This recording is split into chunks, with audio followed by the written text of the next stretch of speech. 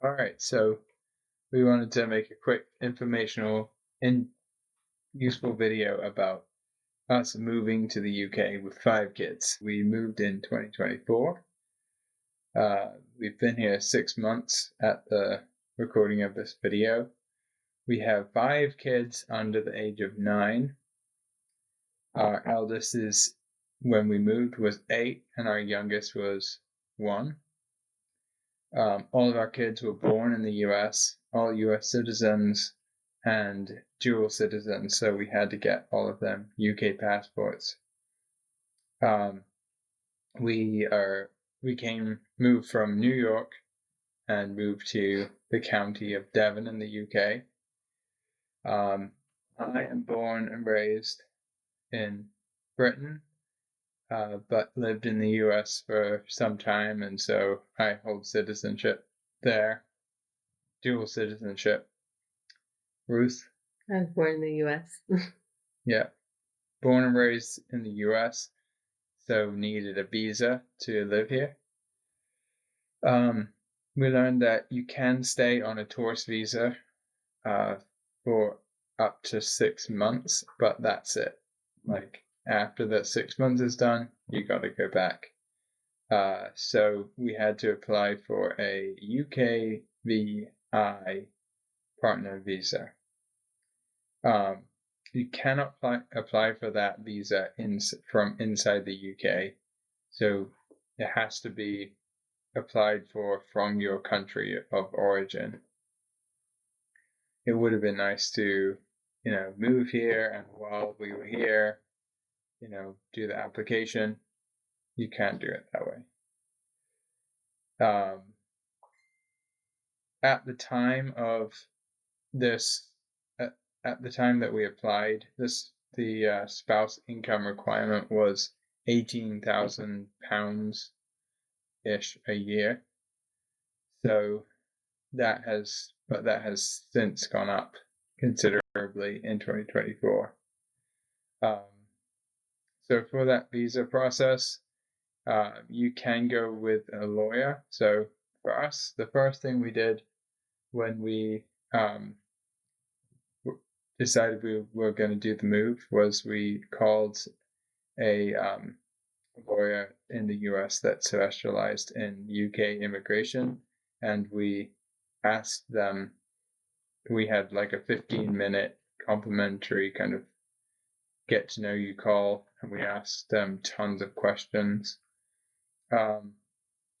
And they asked us if we wanted to go with their services. They would charge $5,000 to cover the whole thing, like the whole application for you, or it was $1,000 to $2,000 for a interview and a document review. But if you did it that way, you basically would be paying them to do a lot of the legwork that you could do yourself. And if you did the document review, you'd have to do a lot of legwork anyway.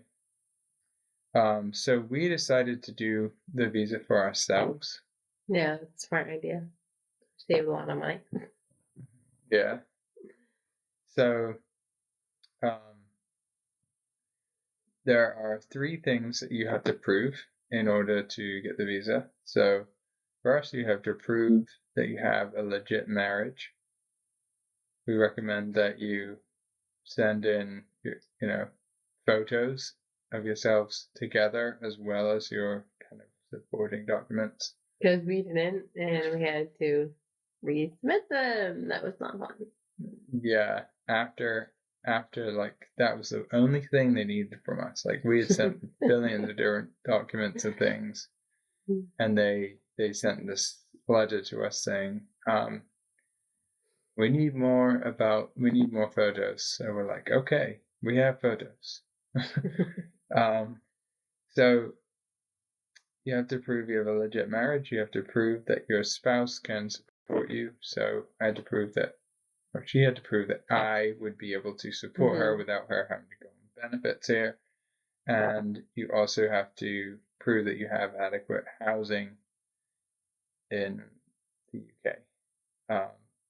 That's what you have to prove. What you have to pay is up front, you have to pay an £1,800 application fee.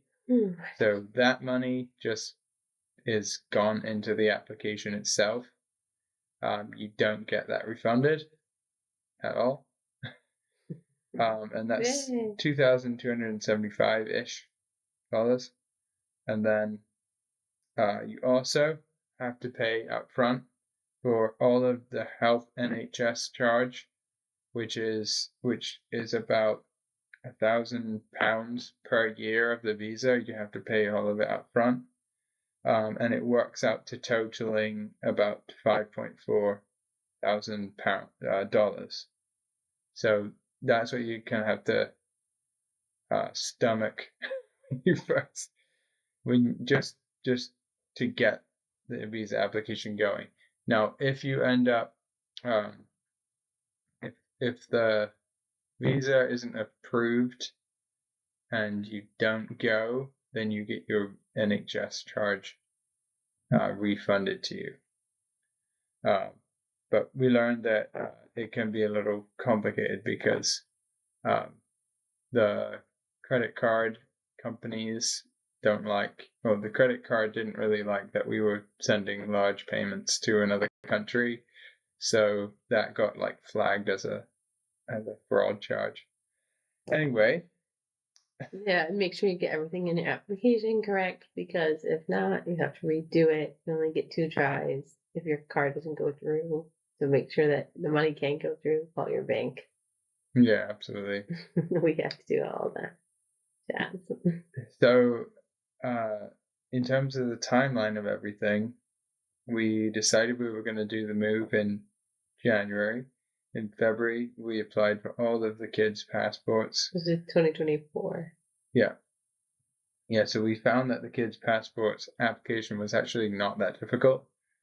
With the And UK. there's UK passports, not US. Right. So they all had their US passports, but we did the UK passports, and there's quite a simple process. Like, it's all online, even the photos. You do the photo, you submit digital photos, and pay, and you can get the passports back pretty quickly. So I think it was like 4 weeks. So in March we received the kids' passports back. In April we sent the initial application. In May Ruth went for her biometrics, and we also applied for all of the school stuff for our kids. We have 3 school-age kids, all in elementary, so we did all of that. I did that. Ruth was a champ doing all that stuff. And we did get all of them a placement for school in September. Mm-hmm.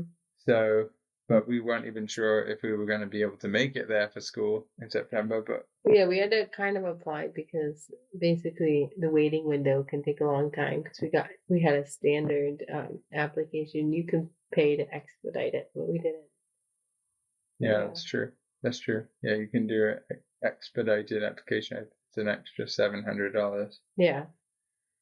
So then in July, we got our application approval.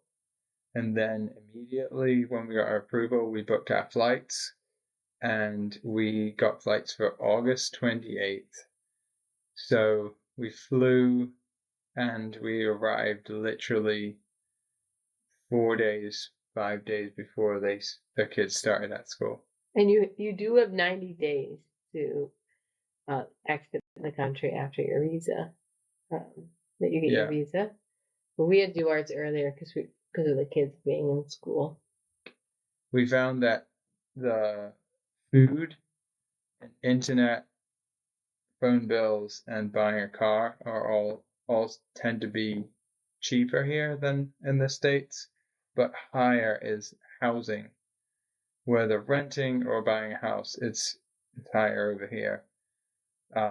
Keeping a car is very high.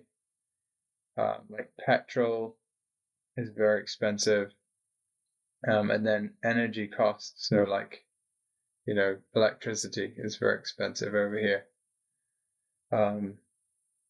And yeah, is that everything?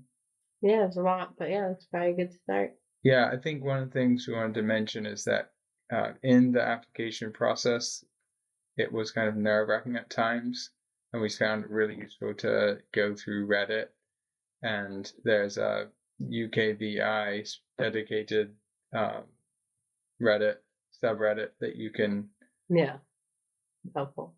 you can literally find out about use cases of specific people's situation and how long it's taking, and kind of get updates on when people get their applications approved and stuff like that. So yeah, we found that really useful. But yeah, I guess if you are moving to the UK, we would encourage you to continue to watch other YouTube videos like this. And yeah, the Reddit is helpful. I use that a lot. And yeah, just like kind of count your costs before you come, save up extra savings. You can totally do it. It's just a lot of planning, and yeah, it really depends on your timetable and who you're bringing with you. Sure. And yeah, just get as much information as you can before you come.